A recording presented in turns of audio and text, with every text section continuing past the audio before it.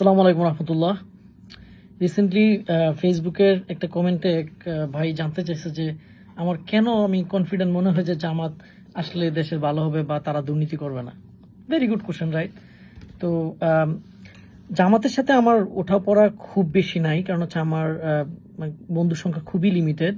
তো দুই একজন হয়তো জামাতের, দুইজন বিএনপি আওয়ামী লীগের বন্ধু বান্ধব আছে, কিন্তু তাদের মধ্যে যদি আমি কম্পেয়ার করি তাহলে আমি অবশ্যই নিঃসন্দেহে আমার অনেক বন্ধু হয়তো কষ্ট পাইতে পারে, বাট দ্যাটস দ্য রিয়েলিটি। যারা জামায়াতের সাথে যুক্ত, আমি তাদের কাছে কোনো কিছু আমানত রাখতে আমি স্বাচ্ছন্দ্য বোধ ফিল করব, নিরাপদ বোধ করি compare to any other affiliated with any other political party, নিঃসন্দেহে। আরেকটা জিনিস আমি বলতে চাই, সেটা হচ্ছে যে আমার মানে একটা সিগনিফিকেন্ট অ্যামাউন্ট অফ টাইম আমি মানে শিবিরের আশেপাশে ছিলাম।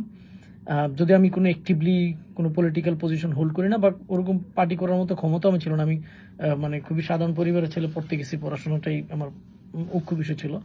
বাট ওইখানে কুমিল্লা শহরে এই একটা মেস ছিল, ইকরা মেস। তো সেই ইকরা মেসে আমাদের যে মিল রেট ছিল পুরো কুমিল্লা শহরের মধ্যে সবচেয়ে কম মিল রেট। এটার কারণটা কি? এটার কারণটা ছিল যে বাজারে কেউ টাকা মাইরা খায় না।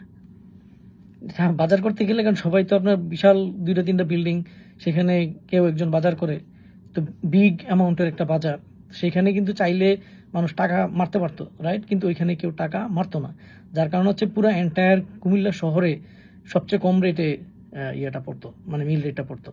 এটা একটা এভিডেন্স। তো এই ছেলেপেলেগুলো বেশিরভাগ সময় অনেক সময় দেখা যায় যে শিবির করার পরে তারা জামাত করে। তা আপনার কাছে মনে হয় যে যেই ছেলেপেলেগুলো এরকম একটা মূল্যবোধ নিয়ে, এরকম একটা সততা নিয়ে গ্রো আপ করে, তারা গিয়ে ওইখানে দুর্নীতি করবে? আমার মনে হয় করবে না।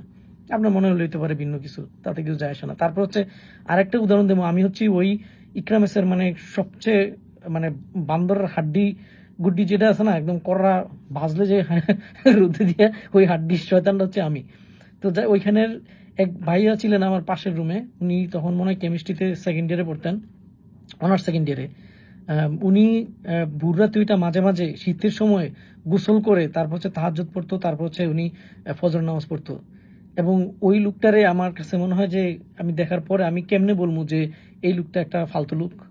আমার নিজের ব্যক্তিগত জীবন থেকে ভাই আমি পারবো না, আই এম সো সরি। আমি তারে একটা মানে ফালতু কথা বলতে আমার পক্ষে এটা সম্ভব না, এটা আমি নিজের চোখে দেখছি।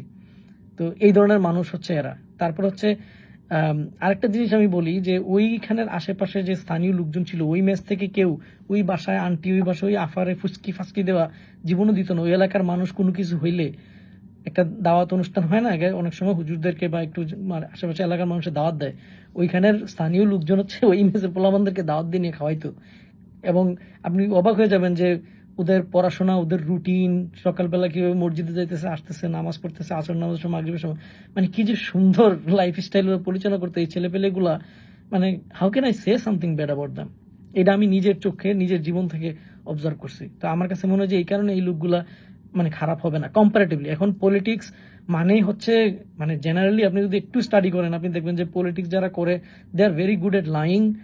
হ্যাঁ, তারপর হচ্ছে ওরা খুবই ডিসেপটিভ টাইপের মানুষ হয়। তো আমাদের আসলে কাজটা হচ্ছে যে কম্পারেটিভলি যারা লেসার এভিল, এটা চুজ করা, যারা একটু কম শয়তান এদেরকে চুজ করা, রাইট? বা একটু কম্পারেটিভলি বেটার, এটাই তো। সেই হিসাবে আমার কাছে মনে হয় যে দে আর ভেরি গুড পিপল। এটা আমার নিজের ব্যক্তিগত জীবনের অভিজ্ঞতা। তারপর হচ্ছে আরেকটা জিনিস হচ্ছে, যারা সেটা যে ধর্মই হোক, এটা ইসলাম হোক, হিন্দু হোক, খ্রিস্টান হোক, এন্ড অফ দ্য ডে কিন্তু তারা সবাই প্রার্থনা করে যে সে যেন একটা ভালো পথ, ভালো পথে যেন চলতে পারে। আমাদের যেরকম ভাই আমি ভুল হইতে পারে, মনে হয় ইহদিনাস সিরাতাল মুস্তাকিম, রাইট? একটা ভালো রাস্তা যেন আমাকে মানে সে খুঁজে, ক্লিন এবং সত্যের রাস্তা। এবং নামাজ পড়ার সময় দেখবেন যে আমরা মানে অজু করি, রাইট? 5 বার অজু করি, ক্লিন থাকার চেষ্টা করি। আপনার ভিতরে যখন নিজের ক্লিন রাখার চেষ্টা থাকে, আপনি জীবনেও কিন্তু ক্লিন থাকবেন। তো রিসেন্টলি হচ্ছে আমি এই বইটা পড়তেছি, the life changing magic of tidying up, right? এটা হচ্ছে আপনার মেরি কুন্ডু। তো এই বইটা আমি বেশি পড়ি নাই, 2টা চ্যাপ্টার পড়ছি। আমার কাছে মনে হচ্ছে যে এখানে সে বলতেছে যে যারা ইভেন নিজের বাসা যারা অত্যন্ত গুছাইয়া সুন্দর করে গুছাই রাখে, তাদের বাহিরের জীবনেও মানে তারা লাইফ সুন্দর হয়।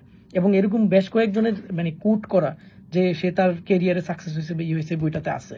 তো একটা মানুষ যখন আপনার যে ধর্মই করুক, সে যখন একটা ধর্মীয় প্র্যাকটিস করে বা আমরা নামাজ পড়ি, অজু করি, আমরা নিজেদেরকে কি রাখতে চাই আসলে? ক্লিন রাখতে চাই, একটা সৎ এবং ন্যায়ের পথে যাইতে চাই। এটাই তো বলি ইদিন সেরাতুল মুস্তাকিম। তো এখন যেই মানুষটা এরকম সৎ এবং ন্যায়ের পথে থাকতে চায়, সবসময়, সে বাহিরের জীবনে গিয়েই হঠাৎ করে শয়তান হয়ে গেল? মানে হয়ে যেতে পারে, আপনার এটা মনে হয়?